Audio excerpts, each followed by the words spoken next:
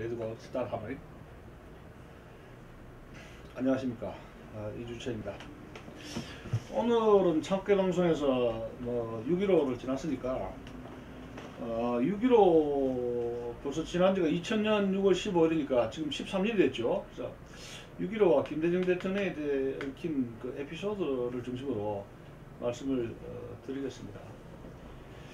제가 김대중 씨가 대통령 되기 전에 80년대 85년인가 6년도에 미국 유학 시절에 필라델피아 템플 대학의 그 대강당에 김대중 씨가 연설을 하러 온 적이 있었어요.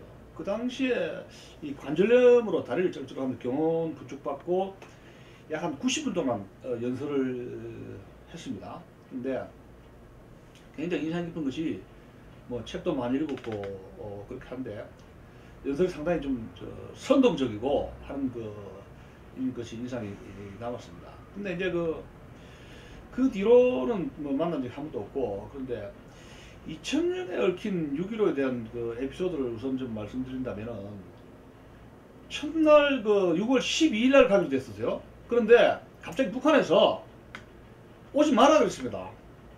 그래 왜 이랬던가 해가지고 이제 서울에 전화를 해봤죠. 북한 문제 전문가 해보니까 아무래도 북한에서 돈이 부족하다고 돈을 더 달라고 한 것 같다고 그렇게 이야기를 전화를 했어요. 그래서 아니 그럴 리가 있느냐고. 저 그때는 돈 줄 줄 몰랐죠. 그래서 이제 6월 13일, 14일, 15일 날 갔지 않습니까? 근데 결국은 나중에 노무현 정부 때 돈을 5억 달러인가 그런 것이 들통나면서 미 하원에서 이제 문제가 되고 우리나라 노무현 대통령이 검찰 수사를 하고 그 과정에서 김대중 전 대통령하고 노무현 대통령이 그때 상당히 사이가 벌어졌지 않습니까? 통치 행위와 통치 자금인데 왜 검찰 수사를 하느냐 안 하느냐 해가지고 말썽이 났던 적이 기억이 났습니다.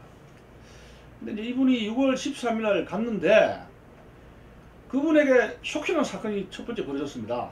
왜냐면 순환공항에 딱 내려서 문을 열었는데, 공항 비행기 문을 열었는데 웬걸 북한의 김정일 국방위원장이 친히 마중을 나와버렸어요. 근데 그게 이 남북한 간에 의전에는 없었던 것이거든요. 깜짝 놀라버렸습니다. 감동해버렸죠. 근데 불은 카페트로 쫙 해가지고 군악대가 열병을 하고 한국 북조선 인민기 태극기가 날리면서 이제 풍악을 울리면서 환영을 하니까 이 고령의 대통령이 감동을 해버렸네요. 눈물이 팍 돌아버렸습니다. 자, 거기에다가 리무진에 김정일 국방위원장이 이제 에스코트를 하게 되는데 또 하나의 에피소드가 있었습니다. 보디가드, 경호원 제끼고 당신 혼자서 타버렸어요. 세계인이 또 깜짝 놀랐죠. 근데 이제 북한에 미국의 인공위성 있지 않습니까? 그 카메라는 계속 이제 돌아가기 시작하는데 왜 미국의 인공위성 카메라는 평양에 이 레프트 라이트 하면서 이제 북한의 경찰들 이거 하는 거 여자 얼굴까지 다 비치지 않습니까? 그렇게 이제 미세하게 관찰하는데 아무도 모릅니다. 왜 혼자 탔으며 운전수하고 국방위원장하고 김정일 국방위원장하고 김대중 대통령 세 분 탔는데 이제 그 45분 동안에 순환공항에서 평양시까지 가게 되는데 도대체 이 두 분이 무슨 이야기를 했느냐 하는 것은 지금까지 미스터리입니다. 그래서 일본에서 책도 나왔고 여러 가지 분석을 하게 되는데 그건 나중에 말씀드리긴 하고, 또 쇼킹한 사건이 있었습니다. 45분 동안 가는데 평양에 주민들이 약 60만 명이 동원이 됐다 그래요. 그래서 옷을 양복 입고 색동 저고리 입고 이제 북조선 인민공화국 태극기 들고 이제 환영을 하는데 열광적으로 환영하면서 눈물까지 흘립니다. 근데 우리나라 텔레비에는 우리나라 KBS, MBC 아나운서들이 막 역사적인 사건입니다 어쩌고 저쩌고 해가지고 이 사건이 이런 사건이 없습니다 하면서 막 감격해가지고 아나운서의 보이스가 많았지 않습니까? 제가 그때 혹시나 NHK가 어떤가 NHK 들었습니다. 근데 웬걸 제가 또 깜짝 놀랐습니다. 그때 NHK는 실황 보이스가 나온 겁니다. 생음악 라이브 보이스. 이 사람들이 막 하는데 전부 다 어떤 보호를 외치는데 김정일, 김영일을 막 외치는 겁니다. 근데 제 기억에는 김대중 대통령이라는 말을 제가 제 기억에는 잘 들은 게 없어요. 그렇게 김정일 위원장이 이렇게 열광적으로 이렇게 열광했습니다. 근데 이제 올해 봄인가 그 박지원 씨가 민주당 대표했죠. 서울대학 강연회에서 그 남북 협상, 남북 그 정상회담의 비하인드 스토리를 이야기하는데 제일 어려웠던 점이 금수산에 있는 그 금수산 그 김일성 아버지 그 묘지에 참배해라 마라 해가지고 옥신각신 했다 그래요. 미라 그게 그 시신 안창했는데 김대중 대통령이 가서 인사 좀 해라고 북한이 요구를 했다 그래요. 그래서 자기는 절대로 이건 안 했다. 그건 있을 수가 없다. 해서 거절했다고 하는 것을 박지원 씨가 서울대 강연에서 학생들한테 이야기했습니다. 하여튼 그런 적이 있었고요. 어쨌든 간에 그 4월 5월 달 그 미국 그 당국 모르게 남북하고 비밀 접촉을 했었어요.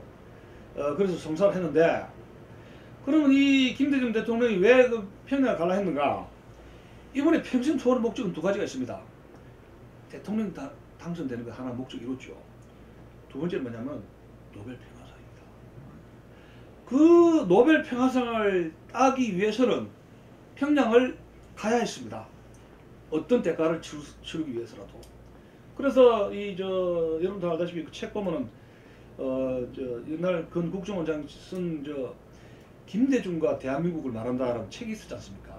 김아무개 해서 거기는 뭐 노벨 평화상을 만들기 위한 여러 가지 그 아퍼레이션 이런 거 저런 거 있었다고 뭐 이런 거 저런 거 있습니다만은 그런 것을 통해 가지고 이제 결국 이제 해피 정책을 추진을 하게 됐는데 노벨 평화상 따고 해피 정책도 본격적으로 추진하게 됐는데 이 해피 정책을 추진하게 되는 과정에서 이 황정일 씨 같은 이런 망명한 사람들은 왜 김정일을 도와주는 애가 땅을 치고 후회를 했어요.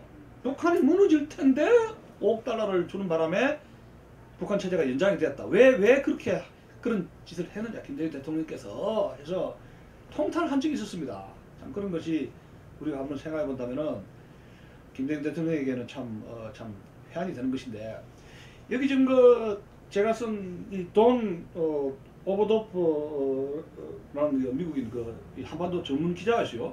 그런데 여기 더투 코리아스라고 했는데 이 기사를 제가 책을 좀 읽어본 적이 있는데 우리 대통령 되기 전에 김대중 총재에 대해서 사상 문제에 대해서 말이 많았지 않습니까? 근데 이 사람이 쓴 책에 의하면은 미국의 CIA는 김대중에 대해서는 사상적으로 별 문제가 있는 걸 발견하지 못했다. 고 이렇게 나와 있습니다. 여러분들 한번 참조를 좀 해주셨고요. 근데 더 재미난 거는 김대중 씨가 총재 시절에 이리저리 했습니다만 참 이런 말 한 적이 있습니다.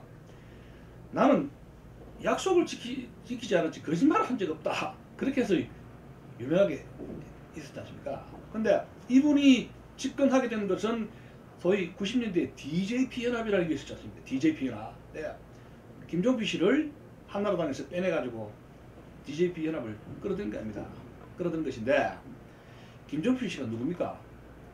옛날에 그 KCIA 나는 새도 떨어뜨린다는 중앙정보 부장을 했지 않습니까?